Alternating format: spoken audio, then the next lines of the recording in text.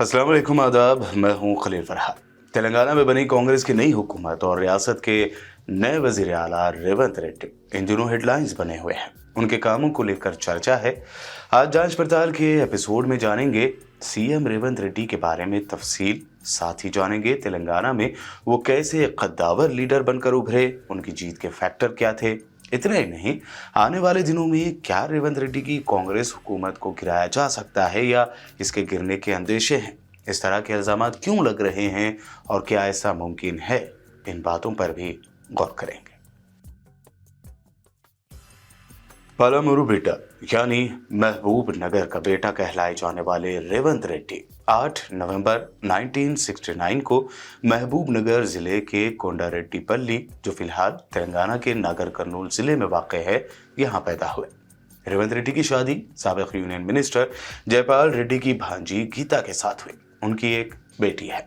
Election के दौरान उन पर आरएसएस का रुकन होने के इल्जामात लगे थे। दरअसल स्टूडेंट लाइफ में ही रेवंत रेड्डी ने आरएसएस के स्टूडेंट विंग एबीवीपी को ज्वाइन किया था। इसके अलावा हैदराबाद में वो संघ परिवार के तर्जुमान तेलुगु हफ्तावार जागृति के लिए भी मुख्तसर अरसे तक काम करते रहे। ये सच है कि रेवंत रेड्डी आरएसएस के मेंबर रह चुके हैं, लेकिन वक्त के साथ साथ उन्हें आरएसएस की ज़हनियत रास नहीं आई और फिर उन्होंने आगे चलकर जहां संघ परिवार की आइडियोलॉजी की मुखालिफत शुरू कर दी, वहीं आखिरकार एक दिन उन्होंने संघ परिवार से अपना नाता भी तोड़ लिया। रेवंत रेड्डी ने अपना पॉलिटिकल करियर साल 2006 में जेडपीटीसी लीडर के तौर पर शुरू किया। उसके बाद साल 2007 में वो एमएलसी बने। यहाँ से रेवंत रेड्डी के सियासी करियर को ऊंचाई मिली और उन्होंने चंद्रबाबू नायडू की पार्टी तेलुगु देशम यानी टीडीपी ज्वाइन कर ली। फिर साल 2009 में वो कोडंगल से एमएलए बने। इसी तरह टीडीपी की ही टिकट पर दूसरी मर्तबा साल 2014 यानी 2014 में भी कोडंगल के एमएलए बने। 2014 में एमएलए बनने के एक ही साल बाद यानी 2015 में वो तेलंगाना एंटी करप्शन ब्यूरो के एक स्टिंग ऑपरेशन में एमएलसी इलेक्शन में एक आज़ाद उम्मीदवार को रकम का ऑफर देते हुए कैमरे में पकड़े गए थे। इसके बाद रेवंत रेड्डी को अरेस्ट करते हुए जेल भेज दिया गया था। 30 जून को तेलंगाना हाई कोर्ट की जानिब से रेवंत रेड्डी को जमानत मिल गई, जिसके बाद जब वो जेल से रिहा होकर अपने घर की तरफ जा रहे थे तो उनके साथ उनके हामियों का एक बहुत बड़ा काफिला था। इस मौके पर रेवंत रेड्डी ने बीआरएस सुप्रीमो और उस वक्त के वजीर आला केसीआर को चैलेंज किया था और अब उन्होंने अपना चैलेंज पूरा करते हुए केसीआर को तेलंगाना के इख्तिदार से बेदखल कर दिया है। बहरहाल 2014 के बाद तेलंगाना में 2018 में इलेक्शन हुए। दूसरी जानिब टीडीपी, जो तेलंगाना की तश्कील के बाद रियासत में अपनी पकड़ खो चुकी थी, रेवंत रेड्डी ने टीडीपी छोड़कर कांग्रेस ज्वाइन कर ली। उनके कांग्रेस में आने के वक्त तेलंगाना कांग्रेस पार्टी लीडरों के अंदरूनी इख्तलाफात झगड़ों से परेशान थे। तेलंगाना कांग्रेस के सदर के लिए कोई पुराने लीडर अपनी दावेदारी पेश कर रहे थे और आपस में लड़ रहे थे। तब कांग्रेस में नए नए आए रेवंत रेड्डी के कंधों पर कांग्रेस हाईकमान ने स्टेट प्रेसिडेंट की जिम्मेदारी का बोझ डाला, लेकिन रेवंत रेड्डी ने इस बोझ को बखूबी बर्दाश्त किया। सीनियर लीडरों की मुखालिफत बर्दाश्त की, वो डटे रहे। ग्राउंड लेवल पर छोटे बड़े कारकुनों और लीडरों के साथ मिलकर काम किया और 2023 के असेंबली इलेक्शन आते आते रेवंत रेड्डी तेलंगाना में सीएम के तौर पर आवाम की पहली पसंद बनकर उभरे और फिर इलेक्शन में हुआ भी यही। रेवंत रेड्डी की ऐसी हवा चली जिसमें बीआरएस और बीजेपी बुरी तरह बह गए।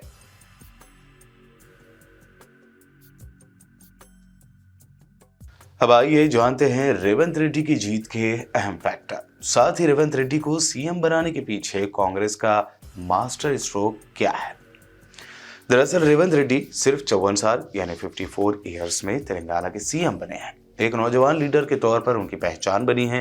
रेवंत रेड्डी आइंदा 15-20 साल तक सियासी इनिंग खेल सकते हैं, इसलिए कांग्रेस ने उन्हें सीएम बनाकर यूथ लीडरों को सियासी पैगाम देने की कोशिश की है कि बड़े ओहदे नौजवान लीडरों को भी दिए जा सकते हैं, बस उनमें सियासी सलाहियत होनी चाहिए।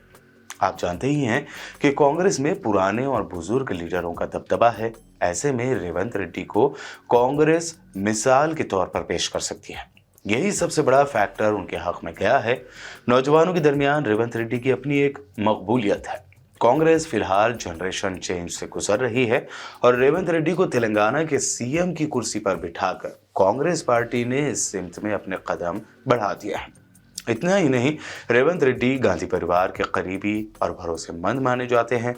राहुल गांधी और प्रियंका गांधी के भरोसेमंद लीडरों में उनका शुमार होता है। यही वजह है कि रेवंत रेड्डी को जब तेलंगाना कांग्रेस का सदर बनाया गया तो तमाम सीनियर लीडरों ने इसकी मुखालिफत की, लेकिन गांधी परिवार का यकीन रेवंत रेड्डी से नहीं हटा।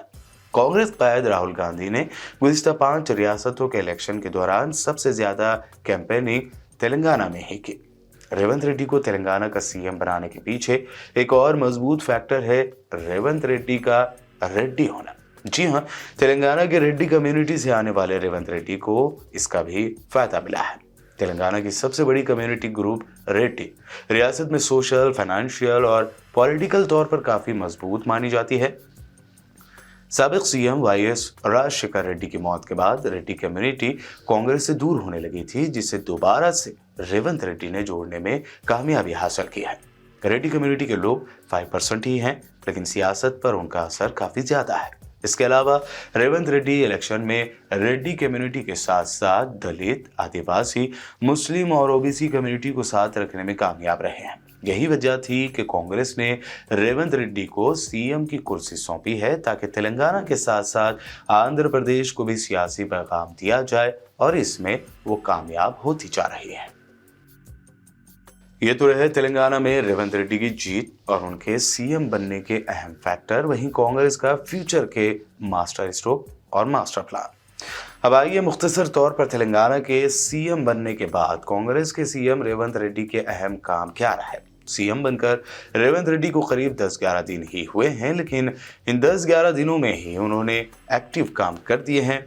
सबसे पहले तो उन्होंने कांग्रेस की 6 गारंटियों में से 2 शुरू कर दिए हैं। खवातीन के लिए फ्री बस शुरू कर दी है। इतना ही नहीं, उन्होंने सीएम ऑफिस प्रगति भवन के बाहर लगी लोहे की कांटेदार फेंसिंग को हटा दिया और इसे आम लोगों के लिए खोल दिया। वादे के मुताबिक उन्होंने प्रगति भवन को प्रजा दरबार का नाम दिया, जहां हर जुमा को आम लोगों की मुश्किलें, परेशानियां और मसलों को हल करने की कोशिश की जा रही है। इतना ही नहीं, अपने सियासी हरीफ केसीआर जो बाथरूम में फिसल कर गिर गए थे और उनकी कूल्हे की हड्डी टूट गई थी, तब रेवंत रेड्डी ने उनसे अस्पताल में जाकर मुलाकात की, उनकी इयादत की और उनके जल्द ठीक होने की तमन्ना की। रेवंत रेड्डी के इस कदम को अवामी हलकों में भी काफी सराहा गया। बहरहाल, सियासी रंजिशों से अलग कांग्रेस के सीएम रेवंत रेड्डी ने तेलंगाना में अपनी कुर्सी बचाने के लिए हर मुमकिन कदम उठाए हुए हैं, लेकिन पॉलिटिकल एक्सपर्ट्स का मानना है कि तेलंगाना में कांग्रेस की हुकूमत को लगातार खतरा बना हुआ है। ऐसे में गुज़िश्ता 13 दिसंबर को कांग्रेस पार्टी ने इल्जाम लगाया था कि रेवंत रेड्डी की क़यादत में हमारी हुकूमत को गिराने की कोशिश की जा रही है। ये इल्जाम सीधे तौर पर बीजेपी और भारत राष्ट्रीय समिति यानी बीआरएस पर लगाए गए हैं। कांग्रेस ने इस मामले में तेलंगाना के डीजीपी को शिकायत की है और इस मामले की जांच करने का मुतालबा भी किया है। तेलंगाना में कांग्रेस के जनरल सेक्रेटरी कैलाश निथा चारुकोंडा, वेंकटेश मधुसूदन रेड्डी, उन्होंने मुश्तरका तौर पर यह दावा किया है। उन्होंने शिकायत की है कि बीजेपी और बीआरएस कांग्रेस हुकूमत को गिराने की साजिश रच रहे हैं। इस ज़िमन में बीजेपी लीडर राजा सिंह पर भी इल्जाम लगाया गया, जिसने दावा किया है कि तेलंगाना में अगले 6 महीनों बाद कांग्रेस सरकार गिर जाएगी। बहरहाल, ये बात सच है कि कांग्रेस ने मेजॉरिटी से तेलंगाना में हुकूमत बनाई है। रियासत में हुकूमत बनाने के लिए मैजिकल फिगर 60 या 61 सीटें कांग्रेस के पास है, लेकिन जैसा कि देखा जाए दीगर रियासतों के सियासी हालात, महाराष्ट्र और मध्य प्रदेश, जहां कई कांग्रेस और दीगर पार्टियों के एमएलएस को बीजेपी ने अपनी तरफ करते हुए हुकूमत गिराई और अपनी हुकूमत बनाई, ऐसा ही अंदेशा तेलंगाना में भी लगा हुआ है। कांग्रेस के पास मेजॉरिटी फिगर 61 से सिर्फ 3 ही सीटें ज्यादा हैं, तो बीजेपी के लिए ये नामुमकिन नहीं है कि उसके सिर्फ 5 ही एमएलएस को वो अपनी तरफ कर ले। बहरहाल, तेलंगाना की आवाम ने कांग्रेस को रियासत के इख्तिदार पर बिठाया है और जिस लहर से रेवंत रेड्डी सीएम और कांग्रेस ने तेलंगाना में हुकूमत बनाई है, और अगर कांग्रेस पार्टी की हुकूमत गिराने के लिए एमएलएस के खरीदो फरोख्त होती है, तो अवाम के गज़ब का सामना ऐसे बिक जाने वाले एमएलएज और उन्हें खरीदने वाली पार्टियां कर सकती हैं। इससे तेलंगाना में सियासी इंतशार अलग से होगा। उम्मीद करते हैं कि कांग्रेस रियासत में अवामी फलाही काम अंजाम देते रहे और रियासत में सियासी इंतशार पैदा ना हो। आपकी इस बारे में क्या राय है, कमेंट करके ज़रूर दीजिए। मिलते हैं अगले एपिसोड में, तब तक के लिए देखते रहिए बीपीएन चैनल।